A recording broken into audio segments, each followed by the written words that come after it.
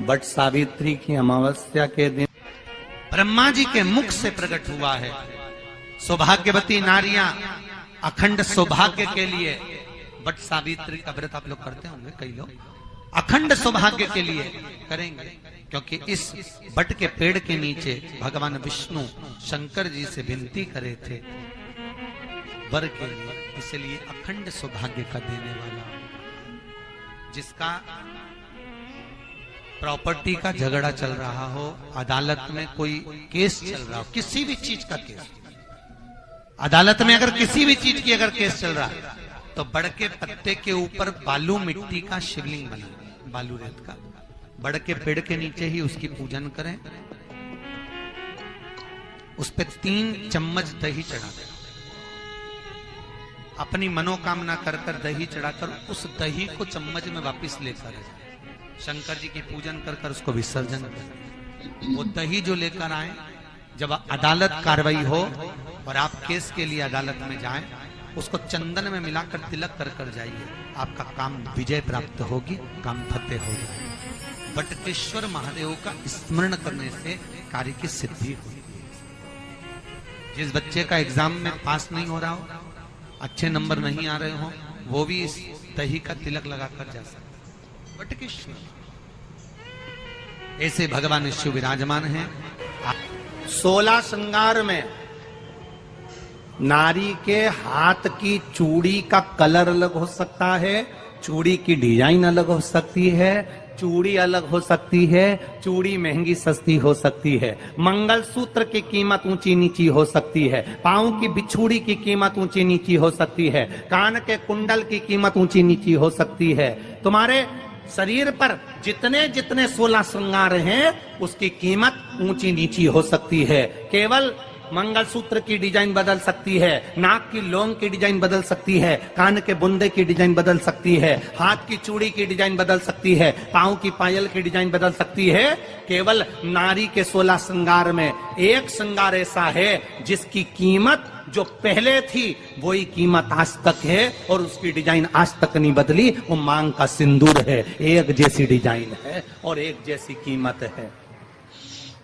सारे श्रृंगार की कीमत अलग, पर मांग में जो सिंदूर डाला जाता है वो एक कीमत का होता है, एक डिजाइन का होता है और एक जैसा होता है, और वो सबसे भारी होता है। सावित्री यमराज से कह रही है मेरे पति को छोड़ दो। यमराज कह रहा है सावित्री तेरा पति मर चुका है, मांग के सिंदूर को पोंछ दे। सावित्री कहती है पूरा श्रृंगार उतार दूंगी पर मांग का सिंदूर नहीं पूछने दूंगी। तब यमराज ने कहा जब तक तू मेरे मांग का अपनी मांग का सिंदूर नहीं उतारती तब तक तू मेरे पास नहीं आ सकती। भगवान यमराज से सावित्री ने कह दिया मैं भी तुझे वचन देती हूं यमराज, मेरी मांग में जब तक सिंदूर है, जैसे सीता ने लाइन, लक्ष्मण जी ने लाइन खींच दी थी और सीता पार नहीं जा सकती थी, मैं भी तुझे वचन देती हूं जब तक नारी की मांग में सिंदूर है तब तक तू उसके पति को उसके सामने लेकर नहीं जा सकता, ये भी मैं तुझे कह देती हूं। यमराज भैंसे पर सवार होकर सत्यवान को लेकर जा रहा था, सावित्री से वचन पर वचन चल रहे थे, अड़ के पेड़ के नीचे छोड़कर आए। क्या चाहिए तुझको, क्या चाहिए तुझको, क्या दूं मैं तुझको, कुछ मांग ले मुझसे। सावित्री कहती है क्या दोगे आप, मेरे पति के प्राण दे दो बस वापिस, और कुछ नहीं चाहिए। यमराज यमलोक में प्रवेश करने लगा, मांग के सिंदूर में से थोड़ा सा सिंदूर सावित्री ने केवल हाथ में लेकर अपनी बिंदी पर जो लगाया, सत्यवान को लेकर यमराज अंदर नहीं जा पाया, बाहर खड़े होकर कहता है मांग ले, मैं तुझे एक वचन नहीं, तू बोले तो मैं 2 वचन दे देता हूं, तू बोले तो मैं 3 वचन दे देता हूं, तू मांग क्या चाहिए। तब सावित्री ने कहा देना चाहते हो, हाँ। अब यमराज को लगा कि लालच में पड़ गई सावित्री, तब कहा पहला वचन दीजिए, मेरे अंधे सास ससुर के नेत्र वापिस आ जाएं। यमराज ने कहा तथास्तु। दूसरा वचन दीजिए, मेरे सास ससुर अपने पोता पोती का मुख देखें। यमराज ने कह दिया तथास्तु।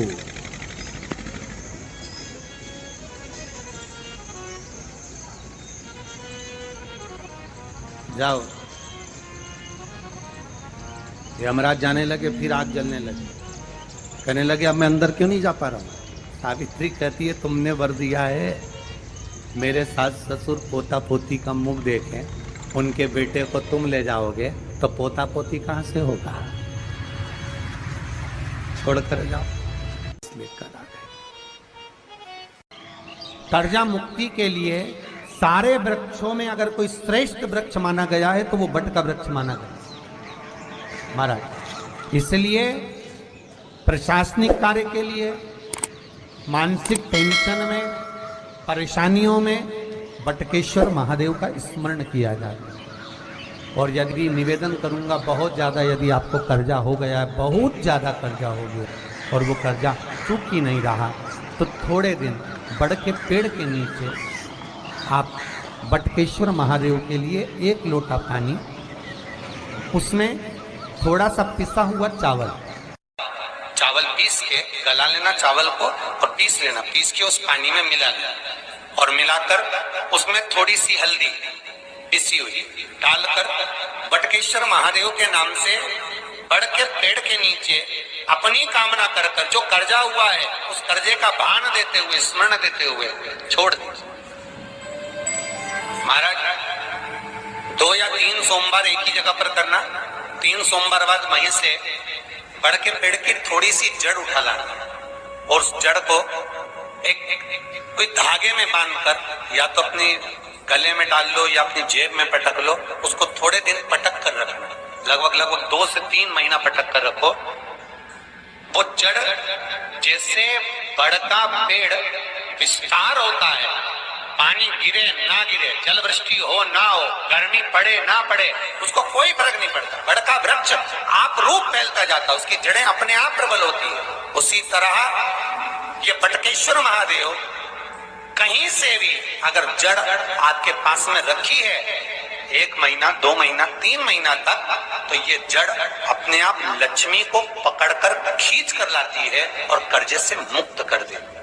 बटकेश्वर महादेव महीने में 1 बार पानी के लोटे में, जल के पात्र में थोड़ा सा दूध डालकर, 5 काली मिर्ची डालकर शंकर को समर्पित करते रहो, तो जिंदगी में कभी घर के अंदर कोई बड़ी बीमारी प्रवेश नहीं कर सकती, कभी जिंदगी में नहीं आ सकती। घर में लड़ाई चल रही है, क्रोध हो रहा है, विवाद हो रहा है, आपस में परिवार टूट रहा है, विवाद हो रहा है, पति पत्नी में झगड़ा हो रहा है, अदालत तक बात पहुंच गई, तलाक तक बात पहुंच गई, तो भी अगर एक श्रीफल को लेकर घर में घुमाकर उस पे लच्छा लपेटकर तुमरुका जी का नाम लेकर जिस पति पत्नी में झगड़ा और उसके नाम का मोली लच्छा, लच्छा जानते हो मोली जो हाथ में बांधते हैं, नाड़ा, उसको लपेट कर अगर शंकर जी के मंदिर में ले जाकर उसको समर्पित कर दिया जाए तुमरुका जी के नाम से, तो पति और पत्नी में बैर होना समाप्त हो जाता है, दोनों में प्रेम बढ़ जाता है। तलाक की भी बात चल रही हो तो दोनों में प्रेम हो जाता है, तलाक समाप्त।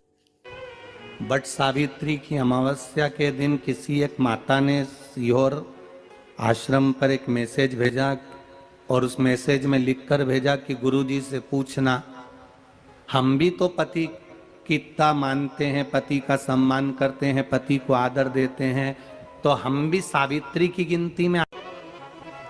सीहोर से मैसेज आया कि गुरुजी वो ऐसा ऐसा पूछा गया है, आप बताओ क्या कहना है। हमने कहा कह दो, जब बट सावित्री आती है तभी तुम पति को प्रणाम करती हो, जब दिवाली आती है तब पति को प्रणाम करती हो, जब करवा चौथ आती है तभी चलनी में मुंह देखती हो, बाकी के समय तो तुम जूड़ा बांध के ऐसी बोलती हो कि पति थर थर कांपता है। 16 श्रृंगार में नारी के हाथ की चूड़ी का कलर अलग हो सकता है, चूड़ी की डिजाइन अलग हो सकती है, चूड़ी अलग हो सकती है, चूड़ी महंगी सस्ती हो सकती है, मंगलसूत्र की कीमत ऊंची नीची हो सकती है, पांव की बिछुड़ी की कीमत ऊंची नीची हो सकती है, कान के कुंडल की कीमत ऊंची नीची हो सकती है। तुम्हारे शरीर पर जितने जितने 16 श्रृंगार हैं उसकी कीमत ऊंची नीची हो सकती है। केवल मंगलसूत्र की डिजाइन बदल सकती है, नाक की लौंग की डिजाइन बदल सकती है, कान के बुंदे की डिजाइन बदल सकती है, हाथ की चूड़ी की डिजाइन बदल सकती है, पांव की पायल की डिजाइन बदल सकती है। केवल नारी के 16 श्रृंगार में एक श्रृंगार ऐसा है जिसकी कीमत जो पहले थी वही कीमत आज तक है और उसकी डिजाइन आज तक नहीं बदली। वो मांग का सिंदूर है, एक जैसी डिजाइन है और एक जैसी कीमत है। सारे श्रृंगार की कीमत अलग, पर मांग में जो सिंदूर डाला जाता है वो एक कीमत का होता है, एक डिजाइन का होता है और एक जैसा होता है और वो सबसे भारी होता है। सावित्री यमराज से कह रही है मेरे पति को छोड़ दो। यमराज कह रहा है सावित्री तेरा पति मर चुका है, मांग के सिंदूर को पोंछ दे। सावित्री कहती है पूरा श्रृंगार उतार दूंगी पर मांग का सिंदूर नहीं पूछने दूंगी। तब यमराज ने कहा जब तक तू मेरे मांग का अपनी मांग का सिंदूर नहीं उतारती तब तक तू मेरे पास नहीं आ सकती।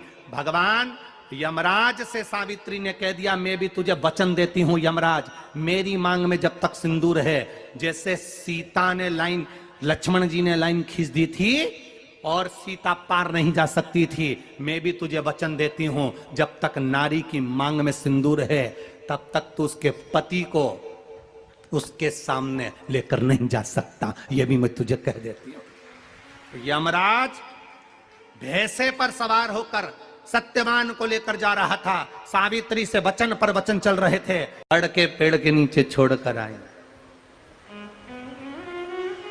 क्या चाहिए तुझको, क्या चाहिए तुझको, क्या दूं मैं तुझको, कुछ मांग ले मुझसे।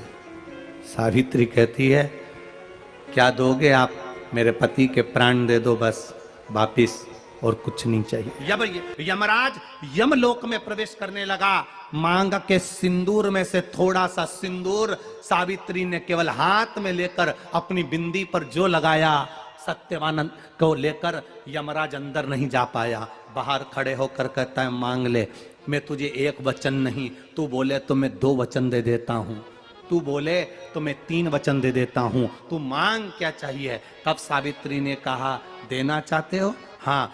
अब यमराज को लगा कि लालच में पड़ गई सावित्री, तब कहा पहला वचन दीजिए, मेरे अंधे सास ससुर के नेत्र वापिस आ जाएं। यमराज ने कहा तथास्तु। दूसरा वचन दीजिए, मेरे सास ससुर अपने पोता पोती का मुख देखें। यमराज ने कह दिया तथास्तु।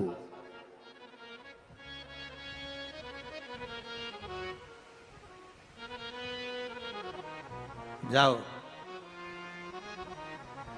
यमराज जाने लगे, फिर आग जलने लगी, कहने लगे अब मैं अंदर क्यों नहीं जा पा रहा हूं। सावित्री कहती है तुमने वर दिया है मेरे सास ससुर पोता पोती का मुख देखें, उनके बेटे को तुम ले जाओगे तो पोता पोती कहां से होगा, छोड़कर जाओ। सावित्री है, पति को वापिस लेकर आ गए। कर्जा मुक्ति के लिए सारे वृक्षों में अगर कोई श्रेष्ठ वृक्ष माना गया है तो वो बट का वृक्ष माना गया महाराज। इसलिए प्रशासनिक कार्य के लिए, मानसिक टेंशन में, परेशानियों में बटकेश्वर महादेव का स्मरण किया जाता है। और यदि निवेदन करूंगा बहुत ज़्यादा, यदि आपको कर्जा हो गया है, बहुत ज़्यादा कर्जा हो गया और वो कर्जा चूक ही नहीं रहा, तो थोड़े दिन बड़ के पेड़ के नीचे आप बटकेश्वर महादेव के लिए 1 लोटा पानी, उसमें थोड़ा सा पिसा हुआ चावल पीस के गला लेना चावल को और पीस लेना, पीस के उस पानी में मिला लेना और मिलाकर उसमें थोड़ी सी हल्दी पिसी हुई डालकर बटकेश्वर महादेव के नाम से बड़ के पेड़ के नीचे अपनी कामना कर कर जो कर्जा हुआ है उस कर्जे का भान देते हुए, स्मरण देते हुए छोड़ दीजिए। महाराज 2 या 3 सोमवार एक ही जगह पर करना, 3 सोमवार बाद वहीं से बड़ के पेड़ की थोड़ी सी जड़ उठा लाना और उस जड़ को कोई धागे में बांधकर या तो अपने गले में डाल लो या अपनी जेब में पटक लो, उसको थोड़े दिन पटक कर रखना, लगभग 2 से 3 महीना पटक कर रखो। वो जड़ जैसे बड़का पेड़ विस्तार होता है, पानी गिरे ना गिरे, जल वृष्टि हो ना हो, गर्मी पड़े ना पड़े, उसको कोई फर्क नहीं पड़ता। बड़का वृक्ष आप रूप फैलता जाता, उसकी जड़ें अपने आप प्रबल होती है। उसी तरह ये बटकेश्वर महादेव कहीं से भी अगर जड़ आपके पास में रखी है 1 महीना 2 महीना 3 महीना तक, तो ये जड़ अपने आप लक्ष्मी को पकड़कर खींच कर लाती है और कर्जे से मुक्त कर देती है। बटकेश्वर महादेव ब्रह्मा जी के मुख से प्रकट हुआ है। सौभाग्यवती नारियां अखंड सौभाग्य के लिए बट सावित्री का व्रत आप लोग करते होंगे, कई लोग अखंड सौभाग्य के लिए करेंगे, क्योंकि इस बट के पेड़ के नीचे भगवान विष्णु शंकर जी से विनती करे थे वर के लिए, इसलिए अखंड सौभाग्य का देने वाला। जिसका प्रॉपर्टी का झगड़ा चल रहा हो, अदालत में कोई केस चल रहा हो, किसी भी चीज का केस, अदालत में अगर किसी भी चीज की अगर केस चल रहा है, तो बड़ के पत्ते के ऊपर बालू मिट्टी का शिवलिंग बना, बालू रेत का, बड़ के पेड़ के नीचे ही उसकी पूजन करें, उस पे 3 चम्मच दही चढ़ा दें, अपनी मनोकामना कर कर दही चढ़ाकर उस दही को चम्मच में वापस लेकर जाए, शंकर जी की पूजन कर कर उसको विसर्जन कर। वो दही जो लेकर आए, जब अदालत कार्रवाई हो और आप केस के लिए अदालत में जाएं, उसको चंदन में मिलाकर तिलक कर कर जाइए, आपका काम विजय प्राप्त होगी, काम फतेह हो जाएगा। बटकेश्वर महादेव का स्मरण करने से कार्य की सिद्धि होती है। जिस बच्चे का एग्जाम में पास नहीं हो रहा हो, अच्छे नंबर नहीं आ रहे हो, वो भी इस दही का तिलक लगाकर जा सकता। बटकेश्वर ऐसे भगवान शिव विराजमान हैं। आज की कथा बटकेश्वर महादेव पर विराम रहेगी। कल